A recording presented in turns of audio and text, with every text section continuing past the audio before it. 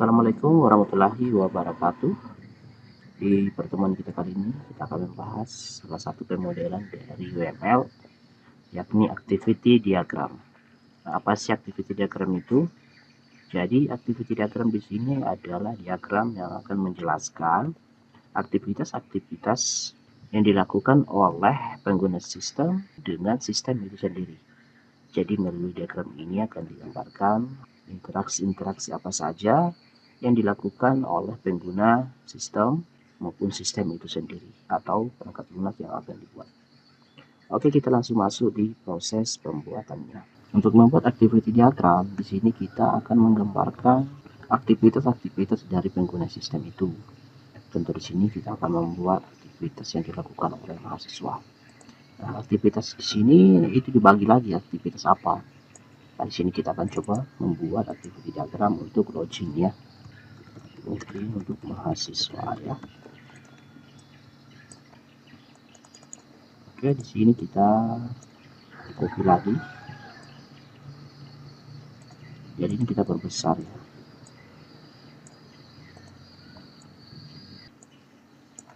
Oke, ini kita sepanjang ke bawah. Nah, seperti itu. Nah, di sini kan ada dua ya.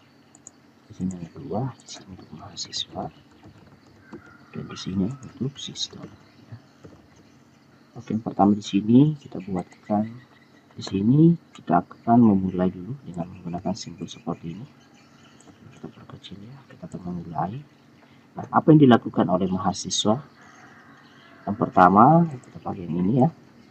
Yang dilakukan oleh mahasiswa adalah tentunya membuka link ya, website ya. Ini itu yang dilakukan oleh mahasiswa, membuka link website. Kemudian dari sistem, apa yang akan dilakukan oleh sistem? Maka sistem akan menampilkan halaman website ya. Nah, di sini kita menggunakan arah dari sini untuk menggambarkan proses yang dilakukan.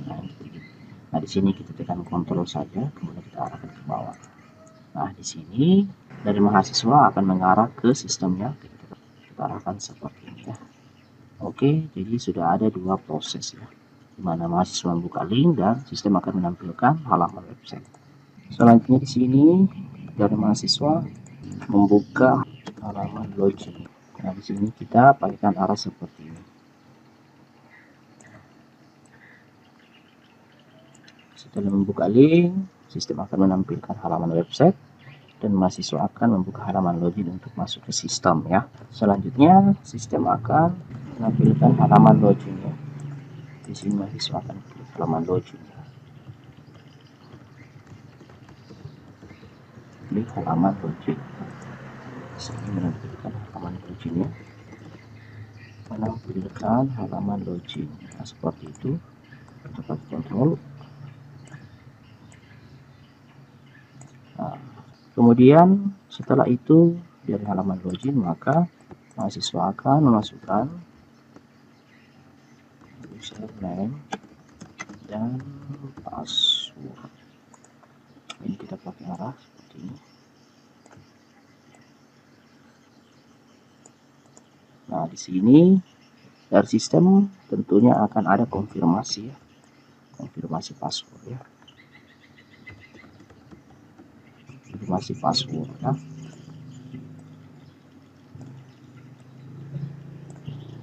Nah, dari konfirmasi password di sini tentunya akan ada kondisi ya.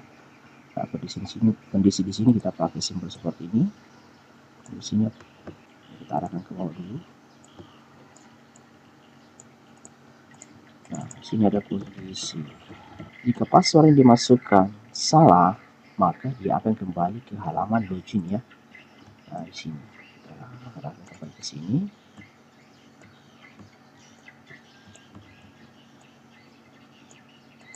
Nah, jika salah, maka dia akan kembali ke halaman login. Namun jika kondisinya benar, ini kita turunkan lagi sedikit.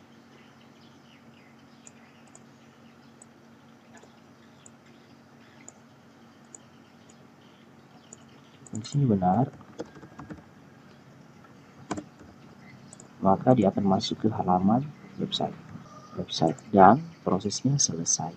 Di sini kita ganti ya, menampilkan halaman utama website dan prosesnya selesai. Untuk proses selesai di sini kita menggunakan simbol seperti ini ya, karena ini sudah aturan dari activity diagramnya. Nah, kita ke kontrol untuk oke, jadi seperti ini activity diagram untuk mahasiswa. Nah, selanjutnya di sini kita akan buatkan lagi activity login untuk admin ya. Ini tinggal kita copy saja. Di sini kita ubah namanya halaman 1 login ya, login mahasiswa ya. Tambahkan lagi satu di sini, login dosen. Oke, kita tinggal pastekan di sini, kita mahasiswa, di sini login dosen ya. Nah, kemudian ini kita copy login admin. Oke, nah di sini kita sudah membuat 3 activity untuk login ya, 1 untuk mahasiswa, dosen, dan admin. Selanjutnya di sini kita akan membuat activity untuk proses input data oleh mahasiswa ya. Sebelumnya kita save dulu. Activity diagram. Simpan dulu. Kita save di sini.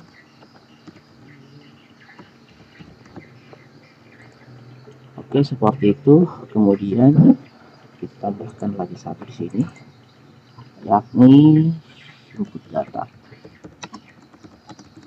mahasiswa ya. Ini tinggal kita lanjutkan, ini kita copy. Namun di sini ada proses tambahannya. Nah, ini mahasiswa. Di sini dosen. Oh, di sini admin ya.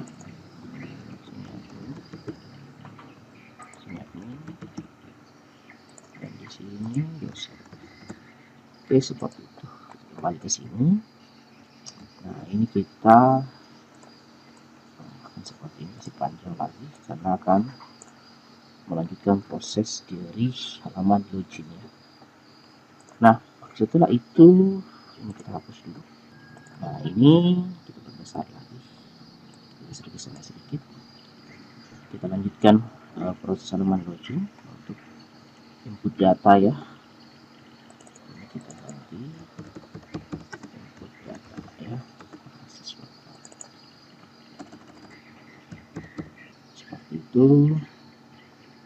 Setelah menampilkan halaman utama website, maka mahasiswa akan mengklik halaman utama ya, halaman data mahasiswa. Oke, ini kita arahkan ke sini. Selanjutnya sistem akan menampilkan data mahasiswa.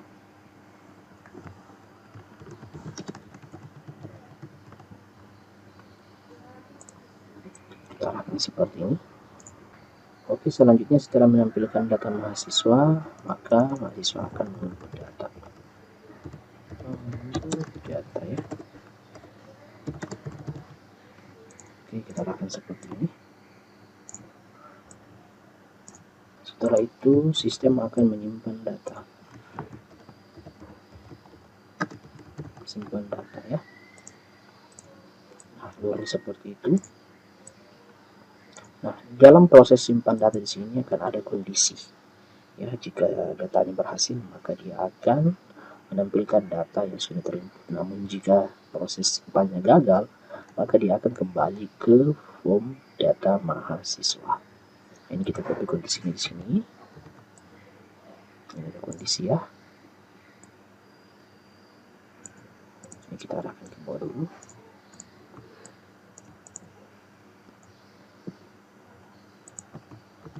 Jika dia berhasil, maka akan menampilkan data.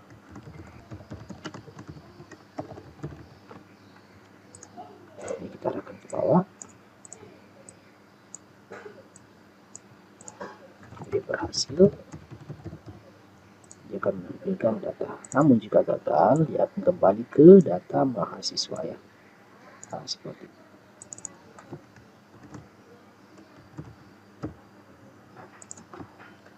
Selanjutnya, jika prosesnya sudah sampai menampilkan data, berarti proses untuk input data itu sudah selesai.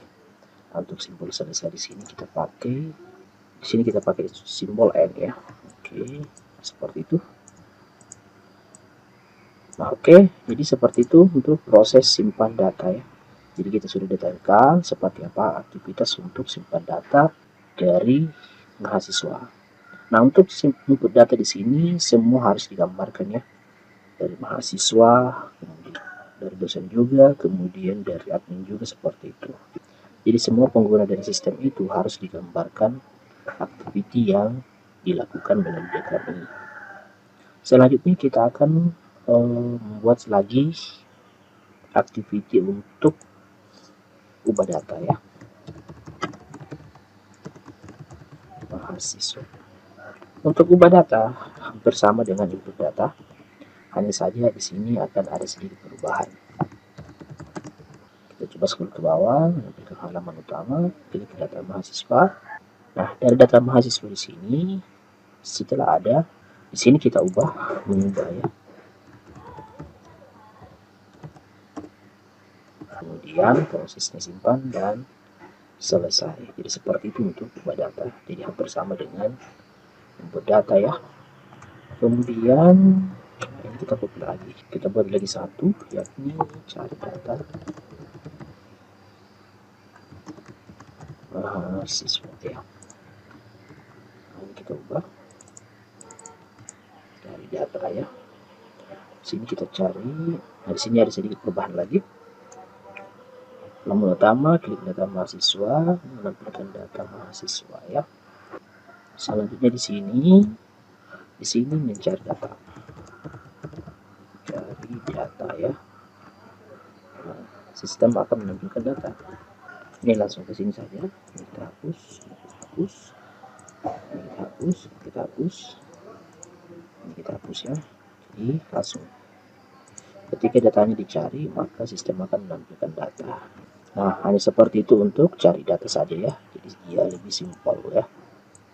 Kemudian di sini kita akan membuat activity untuk hapus data. Ini kita tambah lagi yang terakhir ya. Hapus data ya.